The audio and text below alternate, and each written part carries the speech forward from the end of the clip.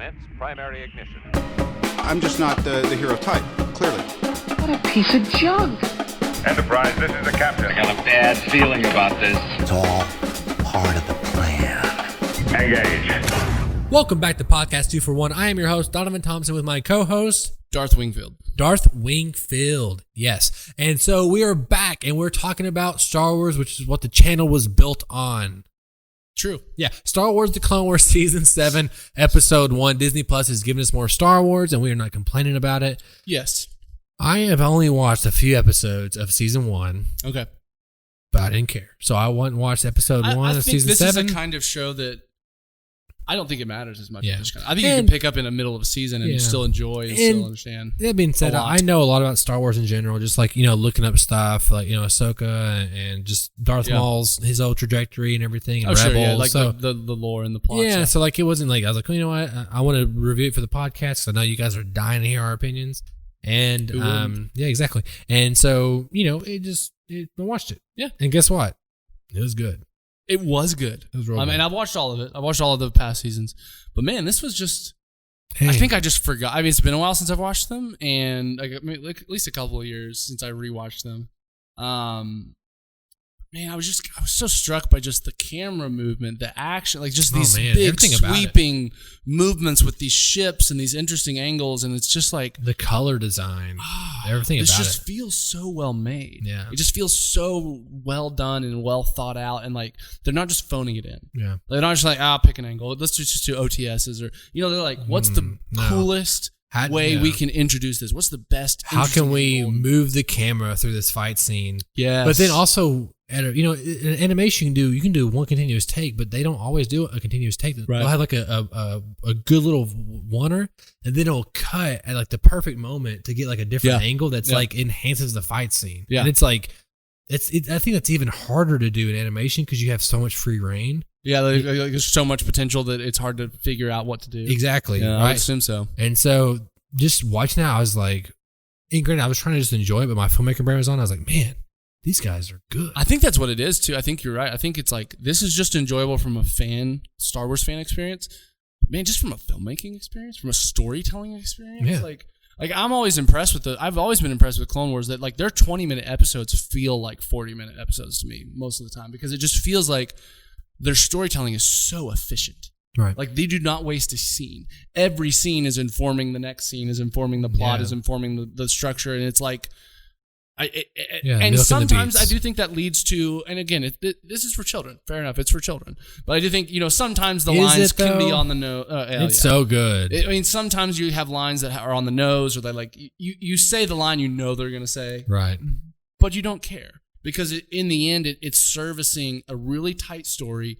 Interesting characters are all voiced by the same guy, which is interesting when you're like, I'm watching a show with one actor right now. He's gotten a lot of money probably in the I'm sure. last decade. I mean, he's been in so many games. He's like the voice of all the clones in the Battlefront 2. Here's my question, Daniel. You said, speaking of story, what was the plot for this episode? The plot was they were in the middle of basically a siege, and they were losing ground. They were getting beat by the Separatists at every turn. So they think that basically the Separatists have some kind of algorithm that predicts what the clones will do. They just learned enough, and that was interesting to me, because it's like, the Separatists are droids, so that makes sense that like their most effective thing would be like computer processing, like just being able to take all this data and basically predict what every clone would do. Like, that would be probably something they're good at. Right.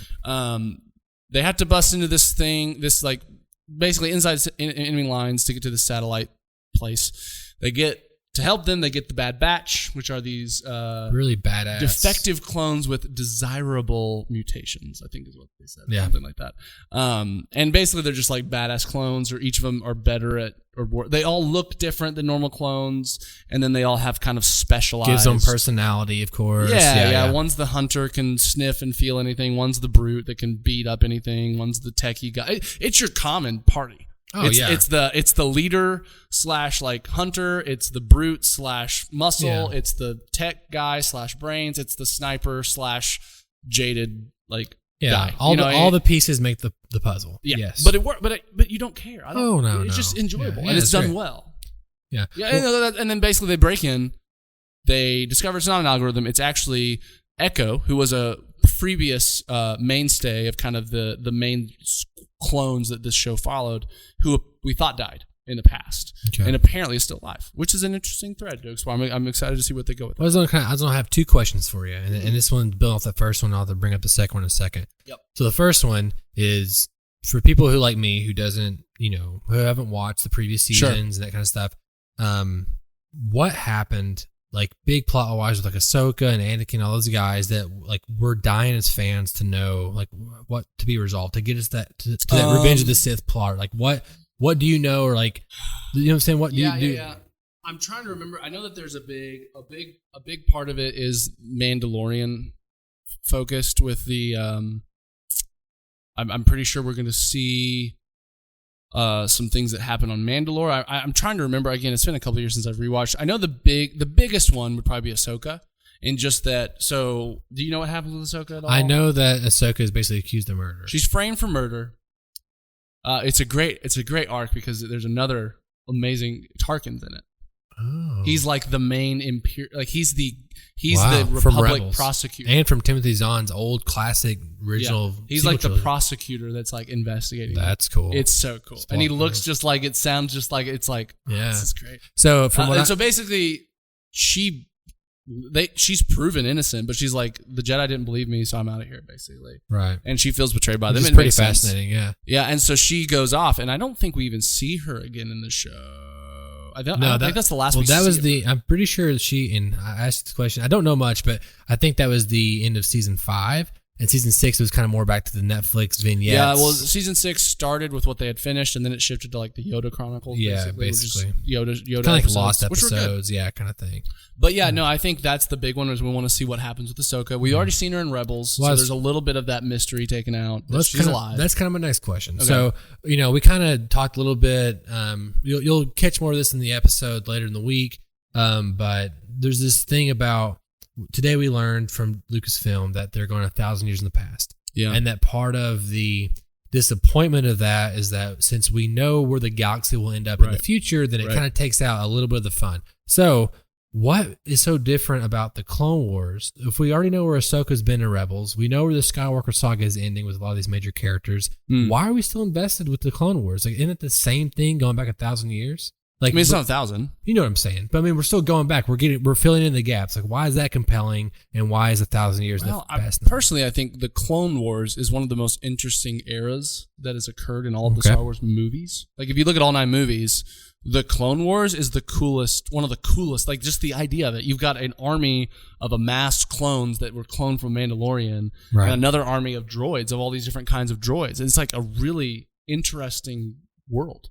Like, that's just such an interesting thing. Like, I think from the very beginning, we were all like, when in A New Hope, when Ben Kenobi says, "I fought with your father in the Clone Wars," we're all like, "Clone Wars? What's a Clone Wars?" Yeah, no, it sounds like, awesome. You're like, "Clone? That just sounds fucking awesome," and it is. And I feel like this show is what retroactively made the Clone Wars amazing. Like, this show is a part of the reason why we like think of the prequel era as like.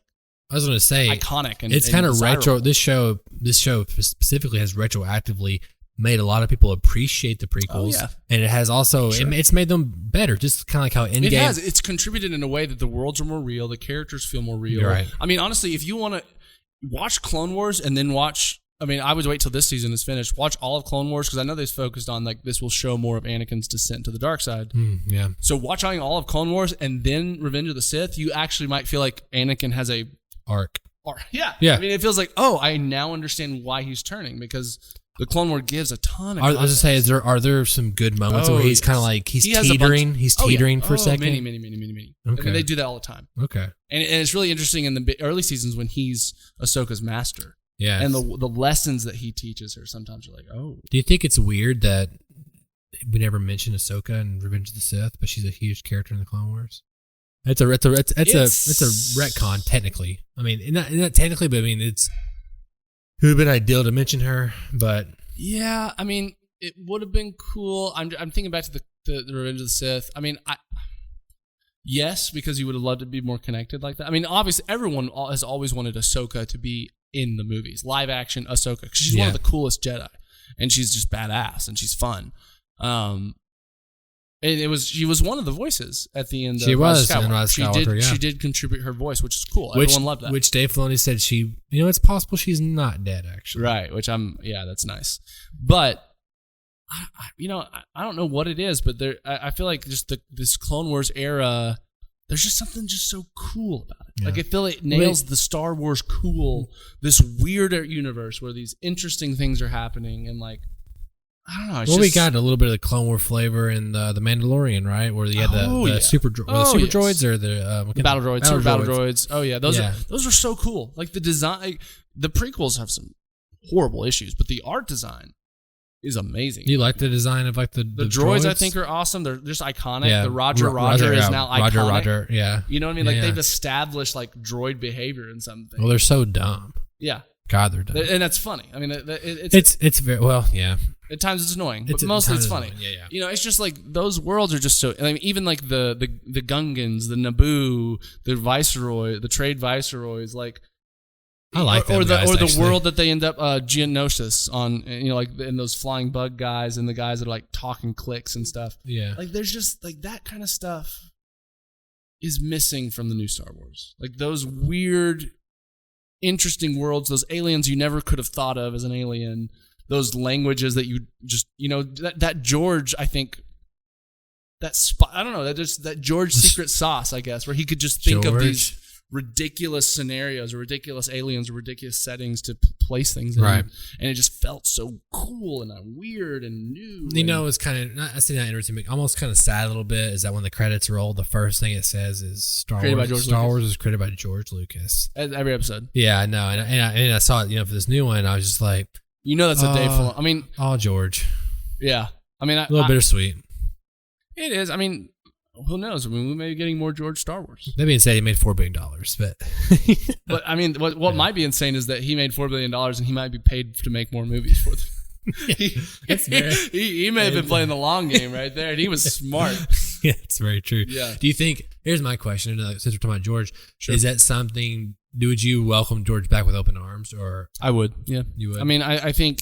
While he's given us some of the worst moments. No, I wouldn't say that. He's given us some bad moments, not the worst. He's given us some bad moments. He's also given us some of the best moments in Star Wars. He created it, and yeah. I just think you're right. Yeah. I just think there's something his stuff that he has a hand on. Just it's different. It feels he takes risks.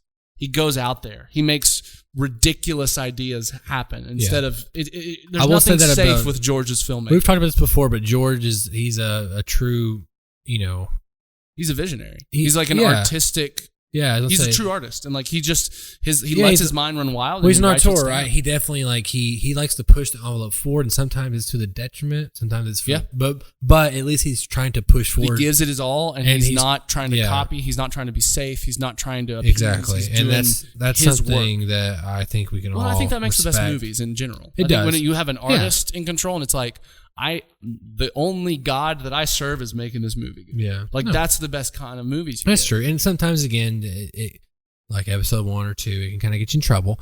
But I still think episode 1 is a good I like movie. episode 1. Episode 2 has But major episode issues. 1, it did what The Last Jedi did. And it would have been something similar if we had the internet. What? You think episode 1 is worse than Last Jedi? No, I said it did what The Last Jedi did. It divided the fan base. I wouldn't say divided. It kind of just turned the fan base. I was so young to even know. But I feel like we hear that, but I mean, I was like 8 when I watched that. Yeah, but the internet wasn't like it is now. That's what I'm saying. I know. If that had happened, I do see sometimes people like railing, like The Phantom Menace is the worst Star Wars movie I've ever seen. Like, what? It's not. It's Attack of the Clones is the worst. You guys are idiots. Like, which is funny. Movie. It's funny because that's the worst one. We're talking about how great the Clone Wars are. That's the start of the Clone Wars. Yeah. But that's actually the best part is the last 20 minutes of the start of the Clone Wars. The Jedi battle on Geonosis. Yeah. I died in the theater. That's cool. I was like crying, and then the Yoda battle. Yeah. Like I'd never seen something so amazing in the theater. That's so good. Catching it. He opens the rope, but he catches the other hand. Oh, it's so bad, and then he just flips into it. I love the way. Just something cool. This is like a minor thing. I love how lightsabers, when they kind of like they basically force move or being force pulled, they have like this little flick to them. Like they kind of like they're like almost like magnets being like. They have like a little twirl. They usually twirl, but they have like weight to it. Like it feels kind of like a thing. Like the initial pull is like not strong or something, or like it's like being like.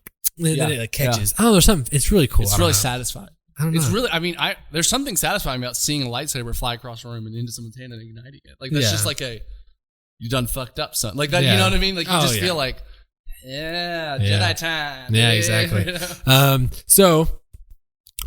Okay, cool. So we're back, of course, talking about Star Wars, and we'll be talking about that. I'm really excited for new episodes. See where this season goes. I mean, it was a really Bad Batch was super enjoyable. It definitely set up more threads that are going to be interesting to unwind. Yeah.